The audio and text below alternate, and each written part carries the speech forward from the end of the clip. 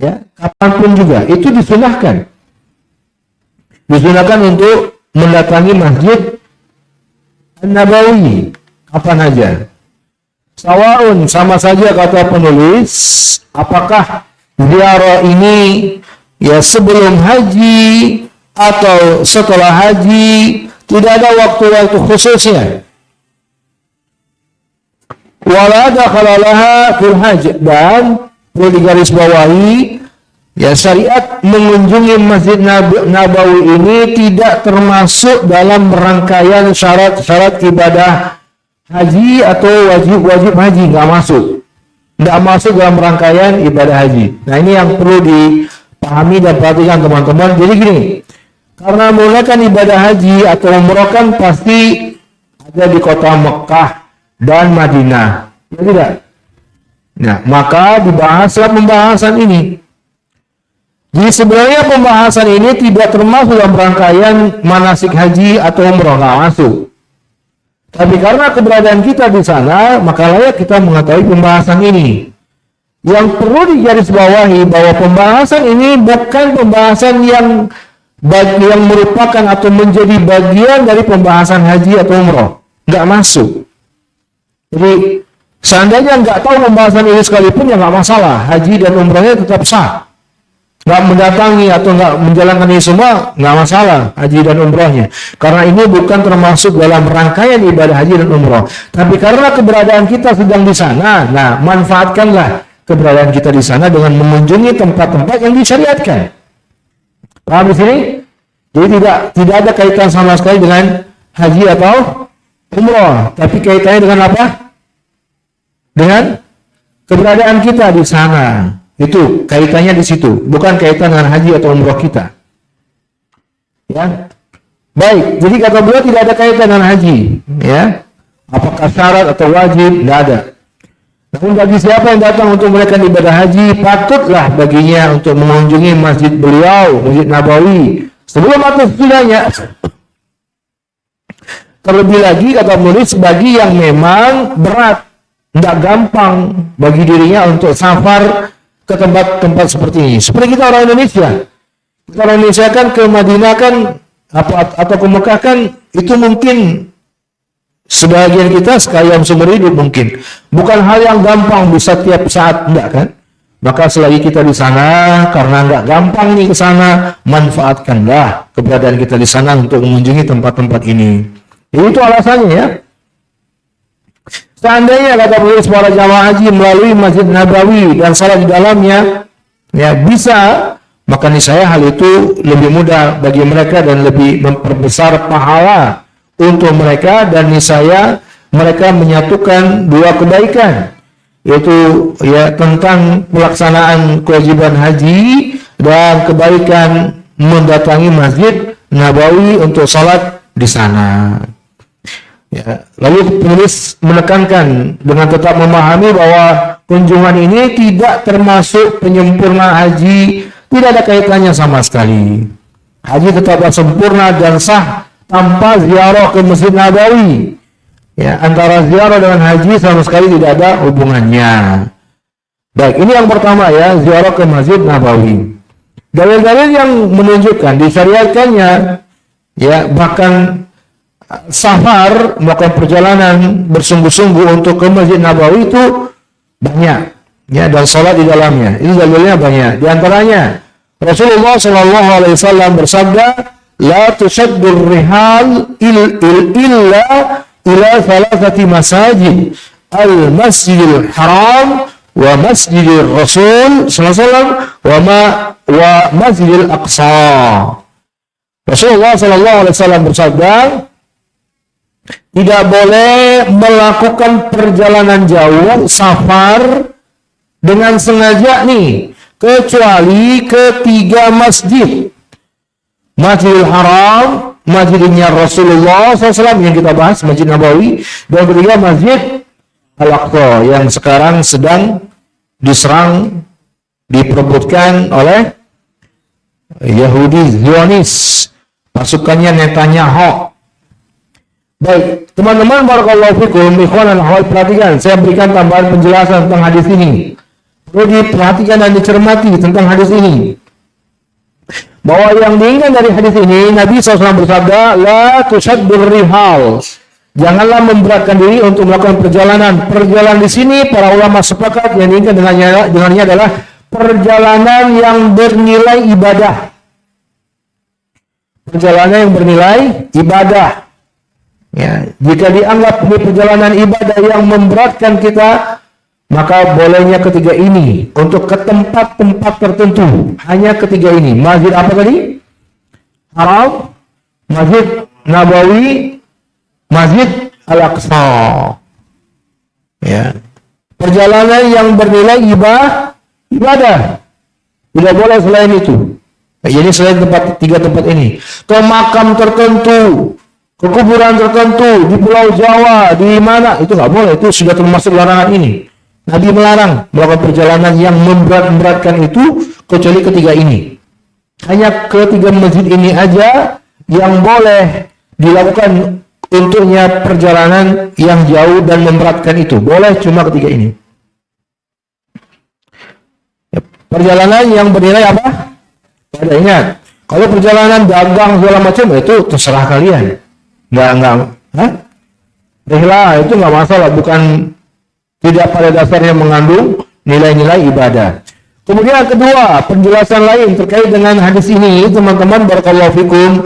Fadilatul Syekh Al-Imam Al-Albani rahimahullah mempertegas kata beliau, wal hadis amun yashmalu al-masajid wa ghairaha min al-mawatin allati tuqsadu li dhatiha aw li fadli yud'a fiha. Ya, kata Syekh Al-Albani rahimahullah, hadis tadi yang kita baca itu mengandung makna secara umum. Larangan tidak boleh melakukan perjalanan jauh itu mencakup semua masjid selain tiga masjid tadi, atau ke semua tempat-tempat yang memang diniatkan dari dasarnya untuk ibadah. Ya, tidak boleh. Termasuklah kata beliau, ya, sebagaimana yang diingkari oleh Abu Hurairah radhiyallahu ta'ala anhu kepada seseorang yang melakukan perjalanan ke Bukit Tur untuk salat di sana. Bukit Tur, tahu Bukit Tur? Ya, tempat Nabiullah Musa alaihi salatu wassalam menerima wahyu yang berbicara dengan Allah langsung di sana. Ya. Betul, itu bukit yang berberkah. Ya, bahwa Nabi Musa di sana pernah berbicara dengan Allah Subhanahu wa taala, tapi tidak ada keutamaan untuk dikunjungi dengan safar sebagaimana layaknya tiga masjid tadi. Maka Syekh Al-Albani mengatakan larangan tadi mencakup semua tempat. Ya. Yang selain dari disebutkan oleh Nabi SAW, itu semua dilarang. Jadi, teman-teman barakallahu fikum, yang disyariatkan untuk dikunjungi walaupun dengan melakukan safar sengaja memang untuknya dengan nilai-nilai ibadah itu hanya tiga masjid ini. Adapun selainnya, ya perhatikan, ini pendahuluan sebelum masuk ke tempat-tempat selanjutnya. Perhatikan teman-teman. Adapun selainnya disyariatkan untuk dikunjungi, tapi tidak boleh dijadikan tujuan utama untuk safarnya yang sengaja karenanya. Berdasarkan hadis tadi. Ya, nanti kita akan bahas tempat-tempat yang lain, ya. Selain dari tiga tempat ini yang layak atau disyariatkan untuk dikunjungi. Semua itu, ya, seperti kuburan Nabi SAW. Ya, kuburan Nabi, ya, pemakaman Baqi itu disyariatkan. Nanti kita akan bahas dalil-dalilnya. Tapi itu semua berdasarkan hadis tadi tidak dijadikan sebagai tujuan untuk sengaja safar karenanya. Jadi bagaimana cara memahaminya? Memahaminya adalah kita berkunjung ke tempat itu kalau sudah di sana niatnya, bukan dari tanah air. Paham? Kalau kita dari tanah air sudah menjadikan niatan agenda nih, ke sini. Selain tiga masjid tadi, ini nggak boleh. Ya, dan ini yang hampir semua travel pasti begitu. Tempat ini, Jabal Rahmah dan segala macam lah, termasuk kuburan Nabi SAW. Termasuk ke dalam larangan hadis tadi, tidak boleh dijadikan niat awal untuk sebuah perjalanan jauh. Paham? Teman-teman? Ya, jadi tolong dipahami ini dengan baik ya. Para ulama menjelaskan ya, wa ma yudhafu ilaihi minal amakinil masyru', termasuk padanya tempat-tempat yang memang disyariatkan untuk diziarahi atau dikunjungi, tapi duna qasdiha bisafar, tapi tidak dijadikan sebagai niat untuk safar karenanya. Seperti kuburan Nabi SAW atau dua sahabatnya Abu Bakar dan Umar, atau kuburan Ahlul Baqi, atau kuburan yang lainnya, atau bahkan Masjid Quba. Ingat, ya, Syekhul Islam Ibnu Taimiyah rahimahullah menyimpulkan, jadi yang boleh dilakukan untuk perjalanan jauh sengaja nih untuk dikunjungi cuma 3 masjid tadi. Paham? Ya, yang lainnya bukan dalam rangka safar. Disyariatkan kunjungi tapi bukan karena safar. Inilah pembahasan kita selanjutnya, tempat-tempat yang lainnya. Kita lanjutkan yang kedua, dalil yang lain yang kedua, kata penulis, qauluhu sallallahu alaihi wasallam, salatun fi masjidi hadza khairun min alfi salatin fiha fima siwahu illa al-masjidil haram. Satu salat yang ditunaikan di masjidku ini, masjidnya Nabi berarti Masjid Nabawi, itu lebih baik daripada 1000 kali sholat di selain masjidku ini, kecuali Masjidil Haram. Jadi nilainya di Masjid Nabawi 1000 kali lipat dibandingkan sholat di selainnya, kecuali Masjidil Haram. Kalau Masjidil Haram berapa? 100.000. Ya, 100.000. Kalau Masjid Nabawi 1000 kali lipat dibandingkan salat di selainnya. Baik, ini hadis ini kata penulis menunjukkan disyariatkannya ziarah atau sengaja mendatangi Masjid Nabi sallallahu alaihi wasallam untuk salat di dalamnya karena keutamaan dan pahalanya yang berlipat-lipat. Hadis ini juga menunjukkan haramnya melakukan perjalanan jauh ke selain 3 masjid tersebut untuk tujuan ibadah, sehingga tidak disyariatkan ziarah atau safar ke tempat manapun di penjuru bumi ini kecuali ke 3 masjid ini. Sementara safar ke Madinah dengan tujuan salat di Masjid Nabi sallallahu alaihi wasallam adalah disyariatkan untuk kaum laki-laki dan wanita berdasarkan keumuman dalil-dalil di atas. Baik. Selanjutnya kata beliau tata cara ziarah, ya. Kata beliau, bila seorang yang musafir tiba di masjid, maka dianjurkan untuknya mendahulukan kaki kanannya saat masuk masjid. Ini perhatikan ya tata caranya masuk Masjid Nabawi dan juga nanti terkait dengan menziarahi kuburan Nabi sallallahu alaihi wasallam. Jadi ingat ya, menziarahi kuburan Nabi sallallahu alaihi wasallam tidak boleh dijadikan sebagai niatan safarnya seseorang. Sekali lagi saya ulangi, tidak boleh menjadi niatan safarnya kita. Paham? Ya, dari tanah air misalnya sengaja berniat untuk menziarahi kuburan Nabi, itu nggak boleh.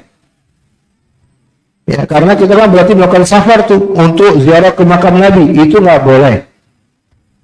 Yang boleh adalah niatnya dari tanah air untuk ke Masjid Nabawi. Ya, untuk berkunjung ke kuburan Nabi nanti kalau udah di sana, niatnya di sana aja. Jangan dari tanah air ditanamkan niat seperti itu, nggak boleh. Ya. Amma kaifiyatus ziarah, atau cara ziarah, fa idza wasala musafir, kalau seorang musafir telah mencapai masjid, maka dianjurkan baginya untuk mendahulukan kaki kanannya ya ketika masuk masjid. Kemudian mengucapkan doa yang disyariatkan ketika masuk masjid seperti bismillahi wassalatu wassalamu ala rasulillahi Allahumma aftahli abwaba rahmatik. Ini salah satu doa ya. Ada doa yang lain yang lebih panjang dan doa-doa yang maksur yang ada dalilnya yang dibaca ketika masuk masjid.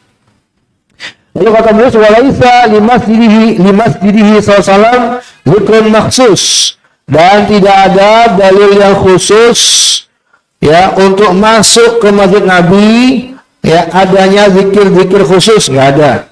Sama seperti masjid yang lainnya. Ya, kemudian masuk sholat 2 rakaat, ini yang kita kenal dengan sholat tahiyatul masjid ya, sebagaimana masjid-masjid yang lain. Bila dia, kata penulis, bisa melakukannya di raudhah, itu lebih utama. Raudhah itu tempat yang telah Nabi SAW rekomendasi. Lihat hadisnya, Rasulullah bersabda, ma baina baiti wa minbari raudhatun min riyadil jannah. Ingat hadis ini ya, khususnya antum yang ingin haji atau umrah. Rasulullah bersabda, antara rumahku dengan mimbarku ada raudhah. Raudhah itu kalau diterjemah taman dari taman-taman surga. Itulah terkenal sampai sekarang disebut dengan raudhah. Nabi itu kan rumahnya kan dan nempel dengan Masjid Nabawi. Di Masjid Nabawi itu tengah-tengah kan di dalam masjidnya kan ada mimbar. Paham nggak? Paham nggak ilustrasi ini? Nah, antara mimbar ini dengan rumah Nabi itu jarak kurang lebih ya 5 atau ya nggak sampai 10 meter lah, 5 sampai 10 meter radiusnya. Nah, sepanjang selebar itu yang disebut dengan raudhah. Antara mimbarnya Nabi dengan rumahnya beliau itulah raudhah. Kalau sekarang ini gampang ditandai dengan karpet hijau. Ya, itu karpetnya beda sendiri, dipagari lagi. Ya, dibatasi oleh pemerintah supaya pasti ini yang diinginkan raudhah. Itu termasuk salah satu tempat yang menjadi rebutan seluruh orang yang datang ke Masjid Nabawi. Rebutannya luar biasa. Sampai ya mungkin jatuh-jatuhan, keinjek-injek untuk mendapatkan raudhah ini. Kalau bisa ambil posisi di sana, salat di sana, zikir di sana, baca Quran di sana, keutamanya ini. Kalau kita berada di raudhah, berarti keutamanya kita seakan-akan berada di taman-taman surga. Berdasarkan hadis ini. Berarti keutamanya luar biasa. Yang dengannya mudah-mudahan kita menjadi termasuk penghuni surga. Nah, itu harapannya, niatnya seperti itu. Paham? Ini raudhah keutamanya. Lalu kata penulis, ya, barang siapa yang zara masjidahu, mengunjungi masjid Nabi SAW, maka layak baginya untuk ya, menjaga penunaian salat 5 waktu di sana, memperbanyak zikir, doa, dan salat sunnah di raudhah yang mulia dalam rangka mencari pahala dan ganjaran yang besar. Ya. Adapun untuk salat fardu, maka yang lebih utama bagi seorang yang mengunjungi Masjid Nabawi ini, kata penulis, adalah mengambil shop yang di depan. Karena raudhah itu sekarang, teman-teman, raudhah itu sekarang posisinya di belakang shop paling depan. Imam shop, kalau nggak salah 2-3 shop itu di depan raudhah. Ya, jadi jangan sengaja untuk sholat jamaah di raudhah, enggak. Ya, karena ada dalil yang lain. Nabi SAW memotivasi bagi laki-laki untuk dapat shop depan. Itu sudah berlaku. Raudhah kalah dalam masalah ini. Kalau sholat wajib, ya kalau ada tempat di depan maka layaknya sholatnya di shop depan. Itu maksud penjelasan ini. Ya. Dan semangat untuk mendapatkan shop depan yang dianjurkan sebisa mungkin, karena shop depan itu diutamakan daripada raudhah. Itu maksud penjelasan ini. Kita lanjutkan, kata penulis, al-mas'alatu tsaniyah ziyaratu qabrihi sallallahu alaihi wasallam. Masalah yang kedua, mengunjungi kuburan Nabi sallallahu alaihi wasallam. Mengunjungi kuburan Nabi sallallahu alaihi wasallam. Ingat ya, ini mengunjungi kuburan Nabi tidak boleh diniatkan untuk safar. Ingat, nggak boleh. Ya, nggak boleh diniatkan untuk safar. Karena ini akan terjatuh kepada sikap hulu kepada Rasulullah SAW. Nggak boleh. Dan termasuk larangan dalam hadis tadi yang telah kita baca dari Rasulullah SAW, nggak boleh safar kecuali ketiga masjid. Safar yang bernilai ibadah. Kalau kuburan Nabi aja nggak boleh, apalagi kuburan selain Nabi. ya, untuk safar sengaja ke sana, ke Jawa Timur sana, kemana lagi? Cirebon ada? Kuburan siapa Pak? Duduk. Hah? Sunan. Ya. Di sini banyak nih wali-wali. Wali murid. Ya.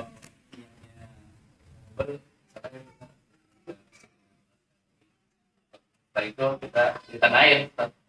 Kita Nggak boleh. Nggak usah dihadirkan niat kalau kita masih di tanah air. Nggak boleh. Makanya tadi saya singgung, travel itu sudah menjadikan sebuah agenda di itinerary biasa memang dibuat sebuah agenda. Itu akhirnya membuat jamaah berniat memang dari tanah air.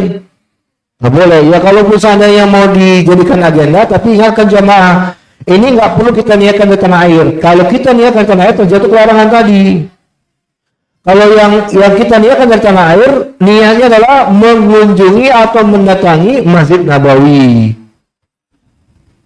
Itu yang boleh. Itu urusan niat memang, tapi harus diingatkan. Kalau kita dari tanah air berniat, itu jatuh kepada melakukan perjalanan jauh yang diniatkan untuk mengunjungi kuburan Nabi. Nah, itu nggak boleh. Terjatuh kepada larangan hadis tadi. Ya, Pak.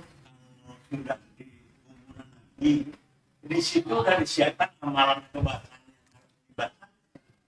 Ya, ini kita akan bahas. Ya. Baik, ke kuburan Nabi SAW. Bila seorang muslim mengunjungi Masjid Nabawi, nah ini lihat nih, Abu Nufail. Jadi asalnya dia Masjid Nabawi, bukan asalnya kuburan Nabi. Jadi ke kuburan Nabi itu karena kita berada di Masjid Nabawi, gitu loh. Paham? Bukan dari asalnya ke kuburan Nabi dulu, bukan. Tapi Masjid Nabawi dulu. Nah, kita ketika berada di Masjid Nabawi memang layak kita kuburan Nabi. Maka dianjurkan untuk mengunjungi kuburan Nabi SAW dan kuburan dua sahabat beliau yaitu Abu Bakar dan Umar radhiyallahu anhuma. Karena ini merupakan amalan, karena ia adalah amalan pengikut dalam ziarah masjid. Nah, lihat ini. Jadi karena mengunjungi kuburan Nabi, kuburan Abu Bakar dan Umar, ini adalah amalan yang mengikuti amalan kita mengunjungi Masjid Nabawi. Mengikuti tabaun laha. Jadi dia karena mengikuti bukan menjadi asal amalan. Asal amalannya apa? Mengunjungi Masjid Nabawi. Itu harus diperhatikan ya. Kalimat-kalimat ini sudah menunjukkan akan hal itu oleh para ulama. Ya, dan ziarah kubur Nabi bukanlah tujuan utama. Itu garis bawahi. Sudah mengatakan bukan tujuan utama. Nggak boleh loh. Ya, menjadikan kuburan Nabi sebagai tujuan utama. Itu terlalu banyak kaum muslimin jatuh ke larangan ini. Dari tanah air memang sengaja niatnya untuk ke makan, atau istilah bahasa orang kan makan tuh kuburan Nabi. Ya, itu nggak boleh. Baik, jadi perhatikan ya letak perbedaan masalahnya. Kita mengunjungi kuburan Nabi itu karena keberadaan kita di Masjid Nabawi. Kita kuburan Nabi, dan ini ziarah yang sangat disyariatkan. Penulis, dan tidak disyariatkan melakukan perjalanan kepadanya. Bahkan ijma' para ulama bahwa melakukan safar untuk ziarah ke kuburan Nabi atau orang-orang soleh atau tempat-tempat lainnya selain tiga masjid tadi, yaitu Masjid Haram, Masjid Nabawi, Masjid Aqsa, adalah haram. Lihat tuh, haram hukumnya. Haram, ijma', garis bawahi loh, itu ijma' para ulama. Ijma'. Kalau niatnya ke kuburan Nabi sebagai niatan safar dia tanah air. Dari tanah air memang niatnya mau ke kuburan Nabi. Haram itu. Haram. Ijma' itu dalilnya. Allah musta'an. Masjid Nabawi dan Masjid Aqsa. Ya. Dan Masjid Haram itu yang boleh dijadikan tujuan untuk safar perjalanan jauh. Barang siapa yang melakukannya maka dia berbuat maksiat dan dengan niat dan berbuat dosa dengan tujuannya. Berdasarkan pemahaman yang diambil dari hadis tadi yang kita telah baca di awal, larangan melakukan perjalanan jauh ke selain tiga masjid, yang menetapkan disyariatkannya melakukan perjalanan ke tiga masjid tersebut. Nah, baru masuk pembahasan cara ziarahnya. Mungkin ini pertanyaan Pak Dudung tadi. Kata penulis, amma kaifiyatu ziarah, adapun tata cara ziarahnya. Perhatikan ini, ya teman-teman yang mau umrah atau haji nih, perhatikan caranya ada. Kita berdiri menghadap kuburan Nabi Shallallahu Alaihi Wasallam, kata penulis, ya, diadabin wa khafdin wa khafdi sautin, dengan penuh adab, sopan, dan merendahkan suara. Berdirinya harus dengan sopan, ya, dengan adab, dan tidak boleh meninggikan suara. Ini hanya kuburan Nabi loh ya. Dan nanti Abu Bakar dan Umar karena mengikuti yang seperti ini, praktek seperti ini, praktek yang dilakukan oleh sebagian kaum muslimin kepada kuburan wali-wali. Sikap-sikap yang harusnya itu layaknya hanya ke kuburan Rasulullah Sallallahu Alaihi Wasallam. Berdiri dengan penuh adab, merendahkan suara, dan salamnya lihat ada ucapannya. Yaitu ini Pak Duduk mengucapkan salam, assalamu alayka ya Rasulullah wa rahmatullahi wa barakatuh. Kita menyapa beliau dengan ucapan salam ini, assalamu alayka ya Rasulullah wa rahmatullahi wa barakatuh. Semoga keselamatan, rahmat Allah dan berkahnya terlimpahkan kepadamu wahai Rasulullah. Kata penulis ini berdasarkan sabda Nabi SAW, ma min ahadin yusallimu alayya illa raddallahu alayya ruhi hatta arudda alaihi salama. Dan ini keutamaan kalau kita mengucapkan salam di depan kuburan Nabi dengan salam tadi. Ini hanya untuk ini ya, hanya keadaan ini. Jangan samakan dan kiaskan ke salam-salam kita di sini. Enggak, itu lain bedanya. Kalau kita datang ke sana, berdiri, mengucapkan salam kepada Nabi, di samping atau di depan kuburan beliau, maka kata Nabi, tidak ada seorang pun yang mengucapkan salam kepadaku, melainkan Allah pasti mengembalikan ruhku kepada jasadku, sehingga aku menjawab salam kepadanya. Ya, jadi jawab salam kita dijawab Nabi langsung. Tapi ini masalah gaib. Masalah apa? Gaib. Nggak perlu dibayang-bayangin bagaimananya. Nggak perlu. Ya, jangan melampaui dalil. Dalil menjelaskan seperti itu cukup telan makan sebatas itu.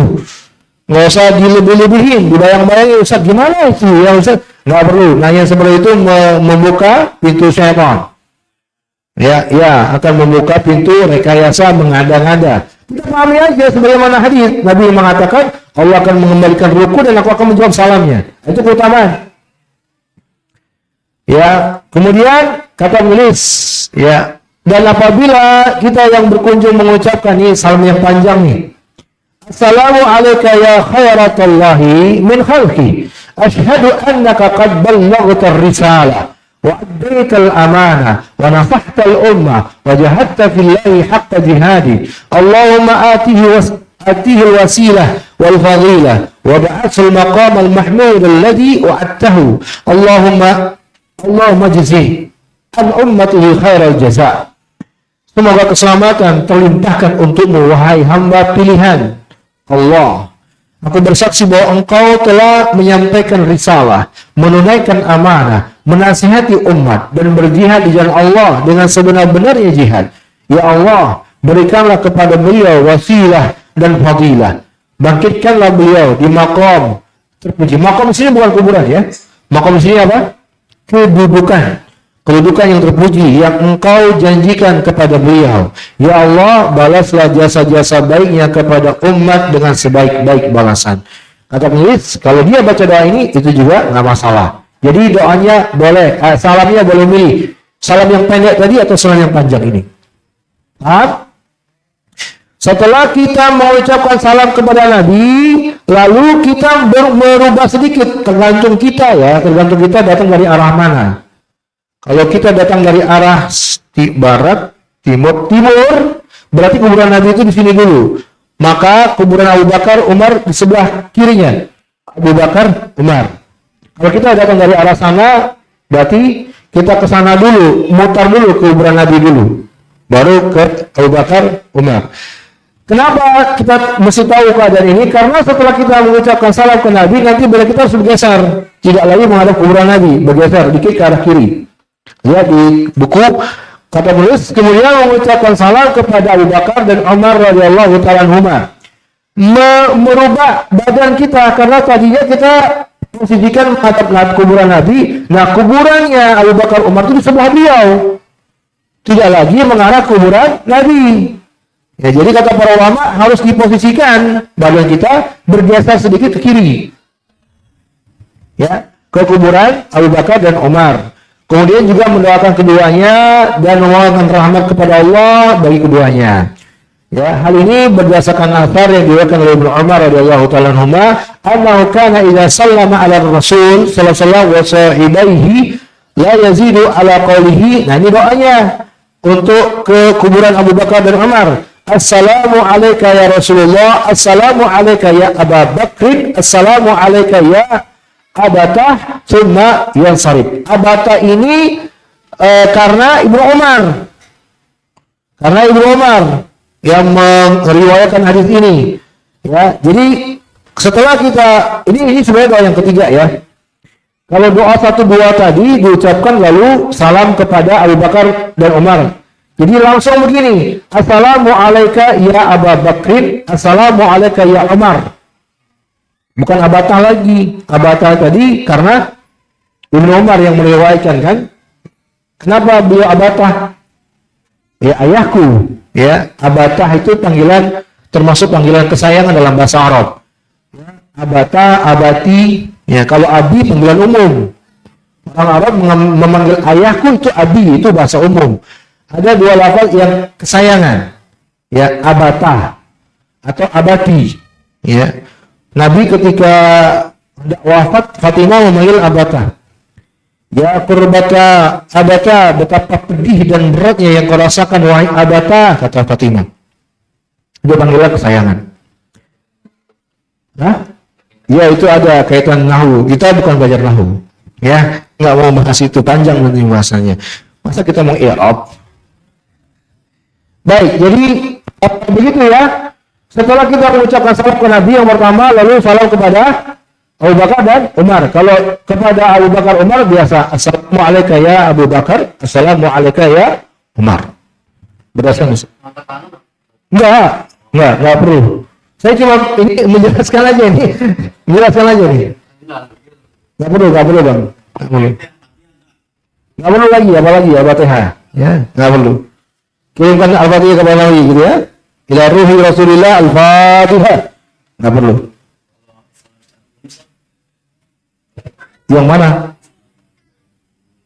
Enggak, ini bukan kuburan. Enggak boleh, beda. Itu doa kalau masuk kuburan. Ini bukan kuburan. Bedakan kuburan dengan kuburan. Kalau ini kuburan memang pemakaman, kalau bahasa kita pemakaman ya. Kuburan kaum muslimin yang banyak kuburannya. Itu doanya, assalamualaikum ya ala kubur, ya ala diyar minal muslimin wal mu'minin dan seterusnya. Itu kalau kita memasuki kuburan. Kuburan adalah kuburan yang banyak. Makanya termasuk hal yang layak dipindahkan kuburan-kuburan yang ada di masjid di rumah-rumah itu. Kenapa? Karena mereka nggak boleh didoain. Karena bukan kuburan itu. Antum datang nih ke masjid yang ada kuburannya. Jangan antum assalamualaikum ya ala diyar. Enggak. Itu bukan kuburan. Kuburan. Beda. Nah, perhatikan. Itu doa kalau masuk ke kuburan. Hah? Nahu lagi.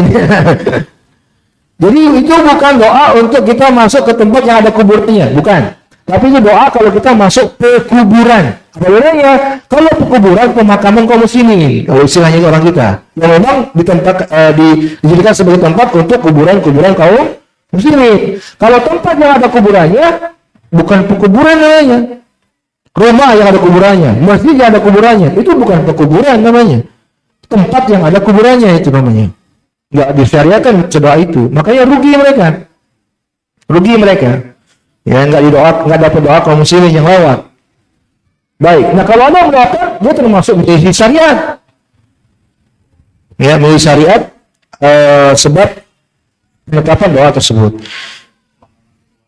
Iya, termasuk. Itu bukan kuburan kan? Bukan kuburan. Kuburan itu kuburannya kaum muslimin. Bukan kuburan khusus. Kaum muslimin, bukan cuma keluarga doang. Enak aja lu.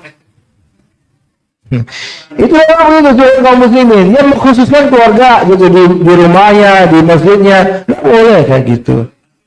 Nggak masuk. Hah? Ngerti orang itu pun tahu deh. Mau tanya lagi kita berkaitan dengan tanya amali. Ya. Misalnya kita salam gitu, yang penghuni menjawab enggak? Nggak. Mereka tahu dan mendengar, sebagaimana dalam riwayat penghuni kubur itu mendengar ada yang datang dalam langkah mereka. Kalau tentang menjawab salam kita, anak nggak tahu. Wallahu a'lam bishawab. Panjang ini pembahasan ini. Kita lanjutkan ya. Sampai di mana tadi? Sampai di kuburan. Salam kepada Abu Bakar dan Umar. Ya, begitu ya.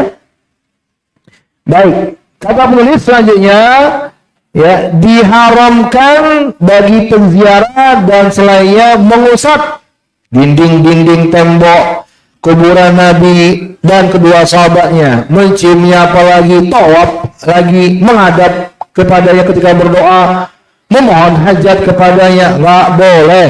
Walaupun ini Rasulullah SAW, nggak boleh, haram. Untuk masalah ini alhamdulillah si polisi-polisi Saudi itu tegas, mereka berjaga-jaga terus itu. Diusirnya itu kalau ada itu, pergi, doa kiblat katanya.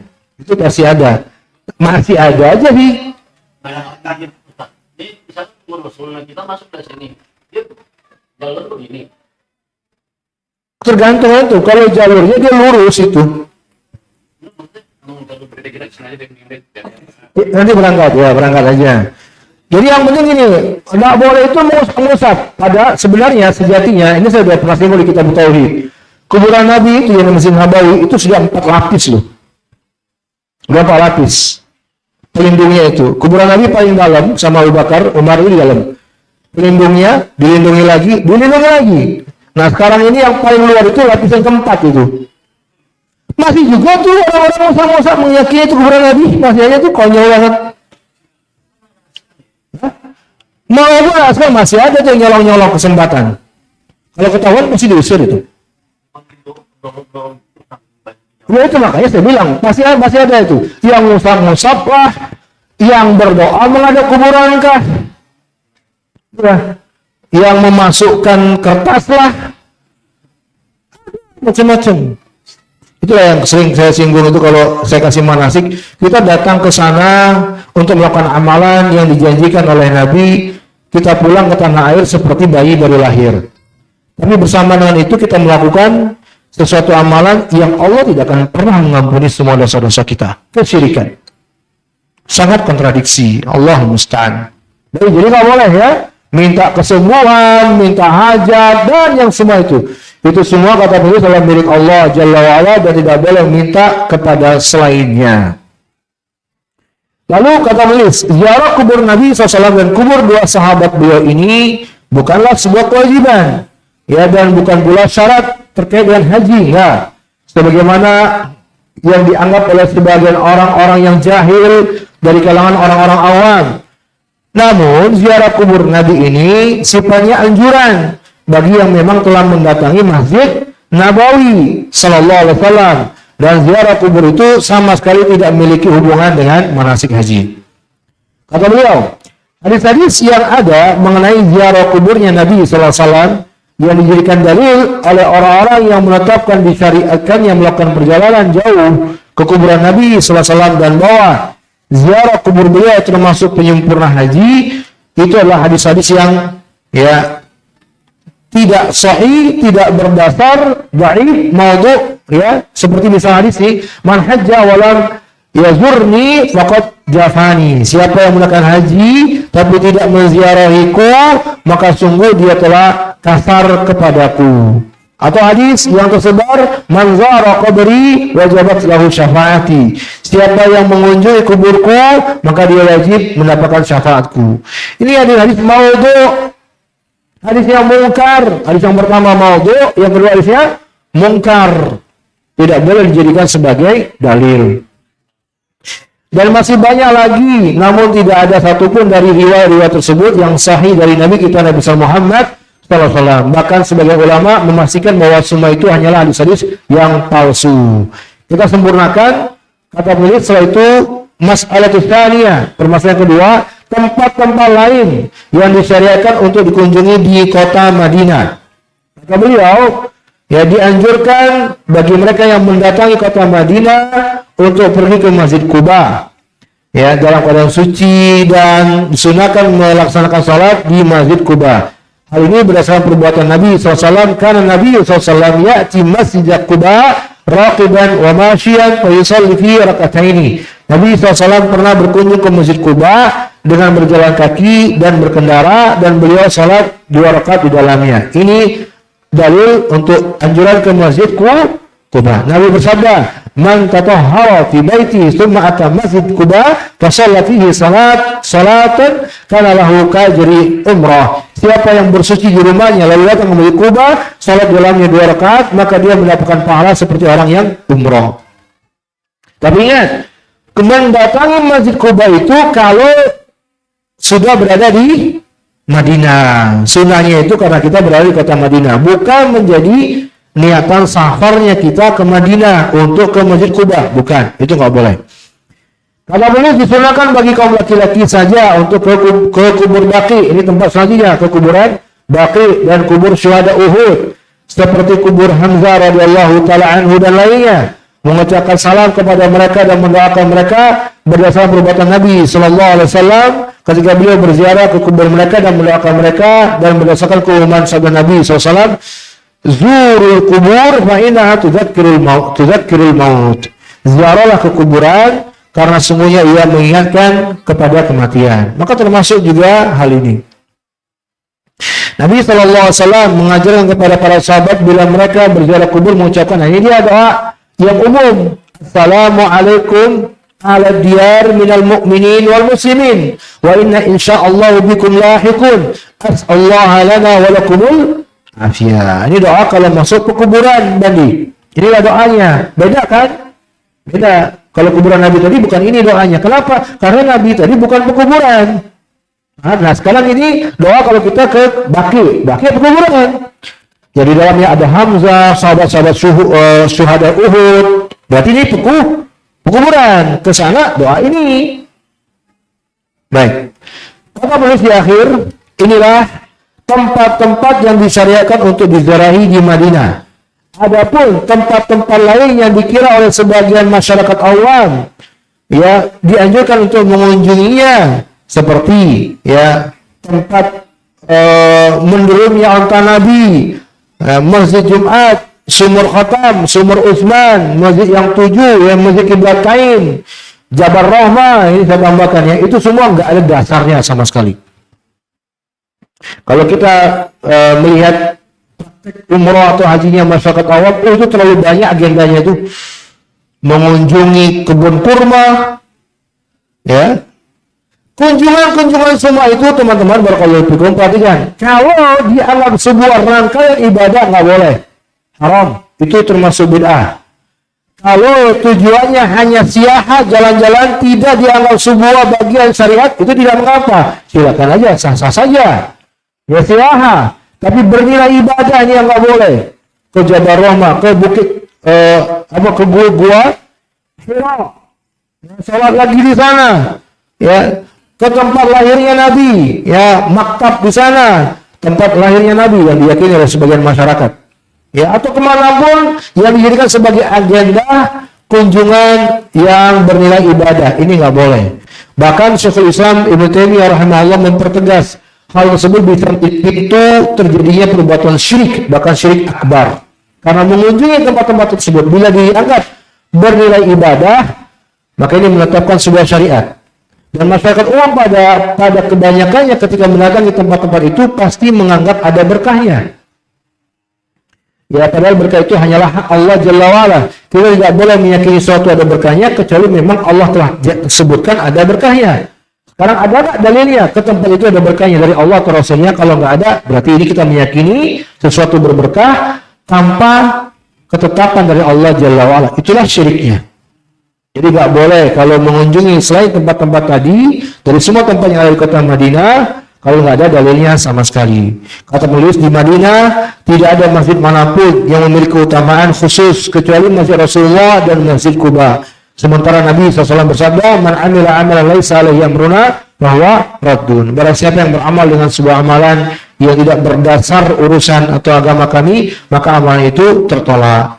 Selayaknya seorang muslim datang ke Madinah, membatasi diri dengan hanya mengunjungi tempat-tempat yang disyariatkan untuk dikunjungi. Disyariatkan, batasannya syariat. Kalau selain itu mau jalan-jalan, kata para ulama, ya, kalau memang hanya jalan-jalan, ya tidak mengapa, itu urusan orang masing-masing, tidak dikaitkan dengan ibadah. Ya, wallahu taala alam bissawab. Cukup pembahasan dan pertemuan kita malam hari ini sampai di sini. Ya, mudah-mudahan bermanfaat dan saya mohon maaf atas segala kekurangan. Sebelum saya tutup, adakah yang ingin ditanya atau disampaikan dari rekan-rekan, teman-teman? Tapi di hotel masih. Apa tuh? Nani sorban ada nggak sih? Hah? Nani sorban. Imamah. Bismillah. Habis kapan? Sunat atau tidak? Saya kayaknya sudah saya singgung di masalah wudhu deh. Tapi lupa Bang Udin mungkin. Atau Bang Udin nggak hadir di pembahasan wudhu. Pembahasan wudhu pernah saya bahas. Saya singgung itu. Ingat nggak? Ya. Adanya pembahasan di wudhu itu tentang rukhsah mengusap khuf dan juga termasuk imamah. Ada pembahasan itu. Kenapa ada pembahasan ini? Karena memang adanya sunnah memakai imamah, mengusap imamah. Ingat nggak pembahasan mengusap imamah? Kalau orang pakai imamah, tunggu dulu. Saya meletakkan hukum dulu. Kan nanti tanya itu sebenarnya ada nggak sunnahnya? Ya, ketika ada pembahasan sunnahnya atau syariat mengusap imamah, itu sudah menunjukkan adanya sunnah memakai imamah. Ketika seorang pakai imamah, imamahnya yang melingkar di kepala dan memberatkan bila dilepas, maka boleh bagi dia ketika berwudu tidak melepas imamah, lalu nanti ketika pas mengusap kepala, usap bagian atasnya aja. Itu imamah ya. Nah, dari situ sudah terdapat jawaban, ada syariat atau sunnahnya memakai imamah. Nah, bagaimana imamah? Tidak ada dalil yang tegas dan sharih yang menunjukkan bagaimana sih imamahnya Nabi. Hanya ada beberapa dalil yang sifat umum. Imamahnya Nabi itu ada 2 ekor. Ada 2, apa ya? Ekor apa namanya? Hah? Untayan ke belakang. Sepanjang mula. Tapi kembali itu bukanlah sebuah keharusan untuk memakai imamah. Yang jelas kata Syekh Utsaimin, imamah itulah sesuatu yang melingkar di kepala, sifatnya melingkar dan mengikat kuat dan tidak mudah dilepas. Itu imamah.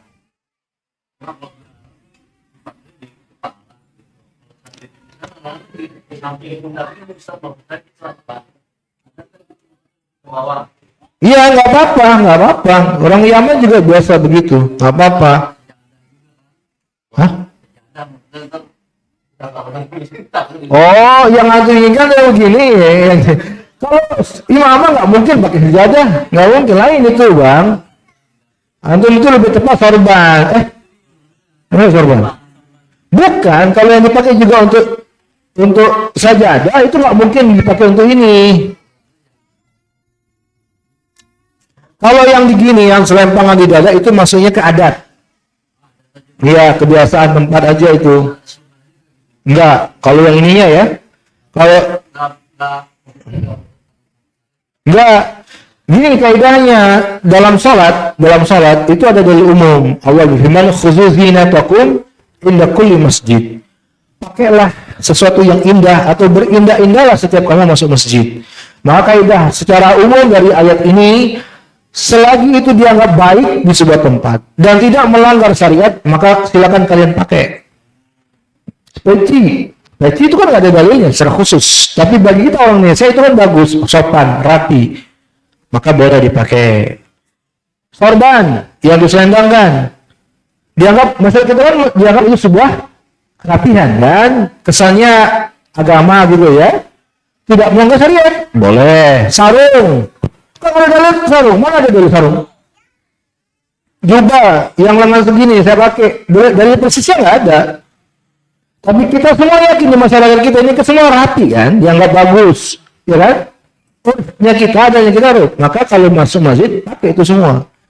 selagi tidak melanggar syariat. Itu kaidahnya, Bang. Itu kebiasaan masyarakat aja. Kalau di Yaman itu selalu pakai imamah, nggak pakai imamah, selalu pakai imamah. Itu Yaman. Selalu pakai imamah yang melingkar itu. Hampir seluruh orang, hampir seluruhnya. Itu sorbannya mereka, itu kaum Sufia itu sorbannya, itu terlalu tebal lingkarannya. Para ulama nggak juga mengingkari itu sih, karena nggak ada dalil. Kita nggak ada dalil untuk melarang itu. Tapi efeknya, kalau tebal, nanti kalau sujud itu nggak kena wajah. Itu efek yang harus dipikirkan. Ya kan kalau tebal gitu, ya apa? Iya, terlalu brutal. Pakai imamah. Kan kalau sujud kan itu tebal, berat di kepala. Itu aja sih. Kalau kita katakan nggak disyariatkan juga, itu masalah adat. Kembali ke kebiasaan setempat yang tidak melanggar syariat pada asalnya. Wallahu a'lam. Ada lagi yang lain? Ya, Bang Hijam. Sampah. Safar ya, safar. Ya.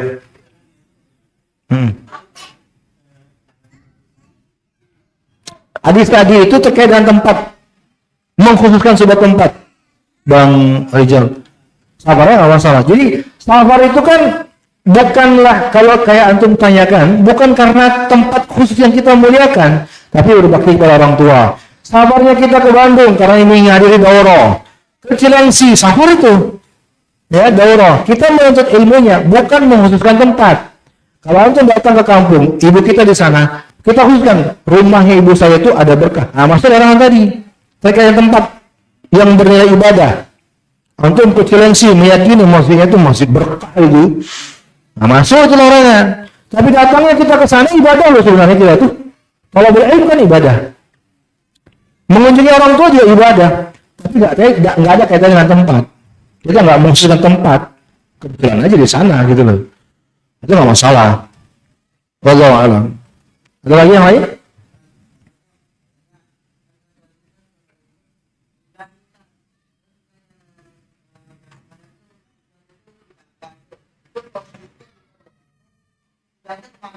Gimana? Nggak ada jelas. Kiblat? Nah.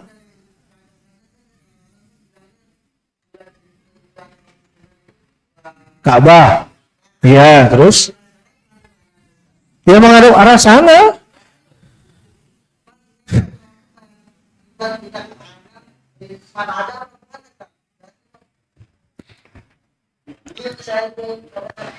Ka'bah itu barakallahu fiik. Siapa namanya? Farid. Allah barik fiik. Kiblat kita itu arahnya barat. Nah, berarti ke arah barat udah. Enggak usah marah Bang Udin. Arah barat, Farid. Jadi selagi ke arah barat berarti ke arah Ka'bah. Gampang. Antum bisa ngecek kompas, ngecek apapun mata angin arah barat. Oh, Ka'bah di arah barat untuk kita wilayah timur Asia ini. Baratnya kita berarti ke arah barat. Nggak usah bingung-bingung. Paham? Paham? Ya ke arah barat. Wallahu a'lam bishawab. Ada lagi? Cukup ya, kita akhiri pertemuan kita sampai di sini. Jazakumullahu khairan wa barakallahu fikum. Dan mudah-mudahan pertemuan pekan depan malam Jumat itu pertemuan terakhir untuk kita tuntaskan Kitabul Hajj. Jazakumullahu khairan. Subhanakallahumma bihamdika asyhadu an la ilaha illa anta astaghfiruka wa atubu ilaik. Alhamdulillah. Wassalamualaikum warahmatullahi wabarakatuh.